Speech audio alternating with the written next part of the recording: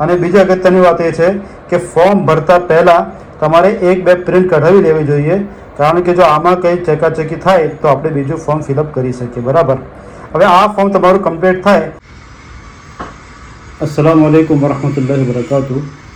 અત્યારે જે SIRના ફોર્મ બહાર પડેલા છે ઇલેક્શન કમિશન દ્વારા, તો તે ફોર્મ કેવી રીતે ભરવાના, તો તેના વિશે લોકોના અંદર બહુ ગુંચામણ છે કે કેવી રીતે ભરવું, કયું ખાનું ભરવું, કયું ખાનું નહીં ભરવું.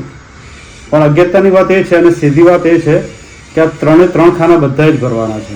બરાબર. અને એમાં આપણે પોતે જ મેપિંગ કરવાનું છે.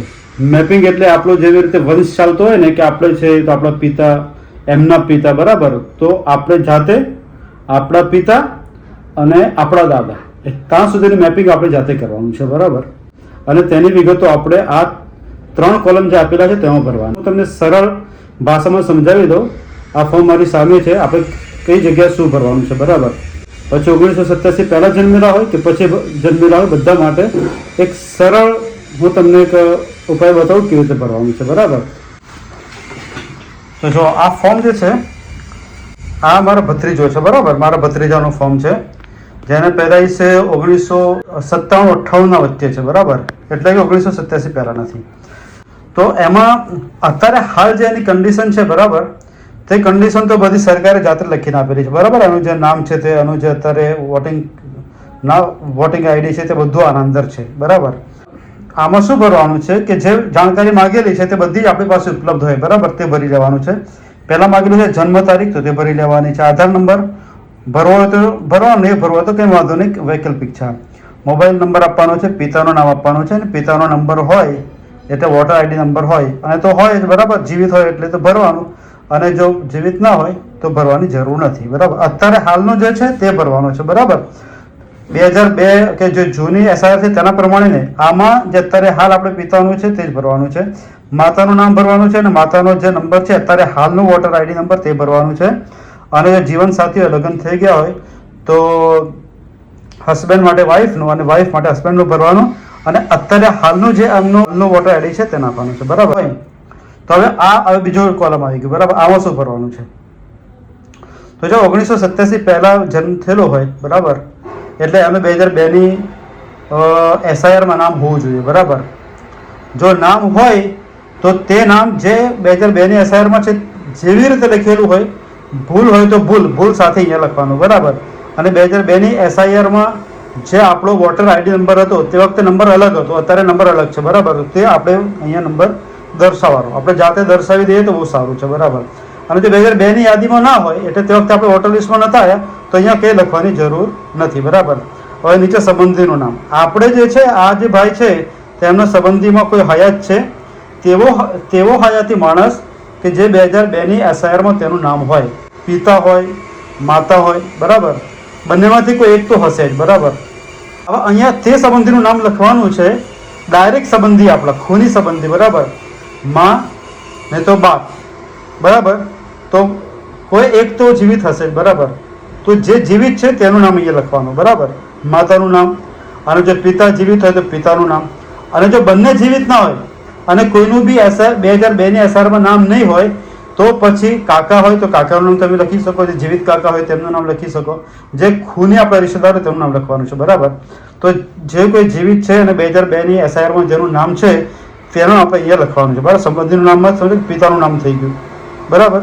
પિતા હયાત હોય તો, નહીં તો પછી માતાનું નામ થઈ ગયું, માતા હયાત હોય તો. બરાબર. તેમનો સંબંધ તમારો શું લાગે છે, જિલ્લો, રાજ્યનું નામ. વિધાનસભામાં તમારો જે તાલુકો લાગતો હોય ને તે તાલુકો લખવાનું છે. વિધાનસભાનો નંબર તમે BLOને પૂછી લો છો, તમને કહેશો. બરાબર. ભાગ નંબર પૂછે. અનુક્રમ નંબર કયો કે જે તમારું જો 2002ની SIRમાં તમારો જે અનુક્રમ નંબર છે તે લખવાનો છે. પણ જો 2002ની SIRમાં નામ નહીં હોય તો કોઈ અનુક્રમ નંબર તમારો આવે નહીં. બરાબર. આ તો 2002માં હોય તો તે 2002માં જે અનુક્રમ નંબર હતો તે તમારો લખવાનો છે, જેમની આ વિગત છે તેમનો. બરાબર. અહીંયા આવી ગયા. ત્રીજા કોલમમાં જે સંબંધીનો તમે અહીંયા આપી દો. બરાબર. બીજા કોલમમાં તે જ સેમ નામ અહીંયા લખવાનું. અને 2002ની SIRમાં એમનો જે નંબર હતો, અત્યારનો નહીં, 2002ની SIRમાં જે નંબર હતો, ઓળખ નંબર, ઓળખપત્ર નંબર, તે અહીંયા લખવાનો. બરાબર. આ તો થઈ ગયું આ સંબંધીનો. બરાબર. હવે આ જે સંબંધી તમે નામ લખ્યું, તમારા પિતાનું નામ લખ્યું, તો તમારા પિતાના સંબંધી કોણ છે? હવે તે જીવિત હોય તો બી ચાલે અને મૃત હોય તો બી ચાલે. તો આ તમે તમારા પિતાનું નામ આપ્યું તો તમારા પિતાના જે પિતા હતા એટલે તમારા દાદા તે મૃત હોય તો બી ચાલી જાય, બરાબર. અને જો તમે તમારી માનું નામ આપ્યું, બરાબર, તો તમારા પપ્પાનું નામ અહીંયા આપ્યું તો તમારા પપ્પા મૃત હોય તો બી ચાલશે, બરાબર. તો અહીંયા તમે તમારા પિતાનું કે તમારા દાદાનું નામ આપો, એમના સાથે સંબંધ એટલે આમનો સંબંધ જે તમારા સંબંધી છે પિતા કે માતા એમનો સંબંધ શું છે, બરાબર. અહીંયા મધરનું નામ આપ્યું તો આપણે મધરનું નામ અહીંયા લખ્યું તો અહીંયા આપણે આપણા ફાધરનું નામ લખ્યું છે મૃત છે, બરાબર. તો અહીંયા પછી એમનું શું થઈ જશે? એમના પતિ થઈ જશે, બરાબર. તમે સમજી ગયા છો. જિલ્લો, રાજ્યનું નામ. આ તમે જે સંબંધીનું નામ લખ્યું માતા કે મધર કે ફાધર જે બી કોઈ હોય તો તેમનો અનુક્રમ નંબર SR 2 શું હતો તે તમારે અહીંયા લખવાનું, બરાબર. વિધાનસભા જે તમારો તાલુકો થઈ જશે, બરાબર. આ વિધાનસભા મત વિભાગનો નંબર તે અને ભાગ નંબર તમારે બીએલઓને પૂછી લેવાનો, બરાબર. અને અહીંયા અનુક્રમ નંબર જે SIR 2 તમારા સંબંધી જે હતા તેમનો જે અનુક્રમ નંબર હશે તે તમારે અહીંયા દર્શાવવાનો. તો આમાં શું થશે કે આખો તમારો મેપ બની જશે, બરાબર. તમે થઈ ગયા, આ તમારા સંબંધી થઈ ગયા અને તમારા સંબંધીના સંબંધી થઈ ગયા, બરાબર ને. એટલે આખો મેપ તૈયાર કરીને આપણે આપી દઉં સરકારને. હવે સરકારનો જો આમાં કંઈ વાંધો જો હશે તો આપણને જે નોટિસ આપશે તે પ્રમાણે આપણે પછી પુરાવા રજૂ કરવાના રહેશે. હમણાં તો ખાલી આવી રીતે જ ભરવાનું છે. હવે આ તો ફોર્મ ભરવાની વિગત હું તમને બતાવી દીધી. નીચે સહી કરવાની છે. આ ભાઈ જાતે હાજર હોય તો તે જાતે સહી કરે, સહી જાતે કરે, પછી લખે પોતે અને જે તારીખ લખે. અને જો ભાઈ જાતે હાજર નહીં હોય તો તેમના વતીથી કોઈ પણ એમના સંબંધી, એમના પિતા હોય કે એમના ભાઈ હોય તો એ પણ સહી કરી શકે છે. પછી સંબંધ લખે, પિતાએ કર્યું હોય તો સહી કરીને પછી લખે પિતા અને પછી તારીખ લખે, બરાબર. અને જો સહી કરતા નહીં આવડતી હોય તો ડાબા હાથનો અંગૂઠો મારે, અંગૂઠો મારીને અને પછી નીચે તારીખ લખે. આ નીચેની વાત થઈ ગઈ.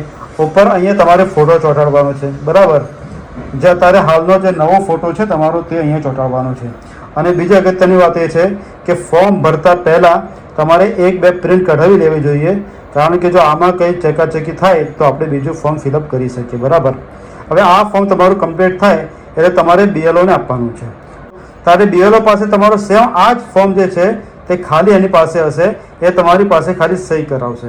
એ એની પાસે કેમ છે કે જે તમે ફોર્મ સબમિટ કરાવેલું છે જો તે સારું ભરેલું હોય, સારા અક્ષરે ભરેલું હોય, ચેકાચેકી નહીં હોય તો BLO આ જ ફોર્મ સબમિટ કરી નાખશે કચેરીમાં.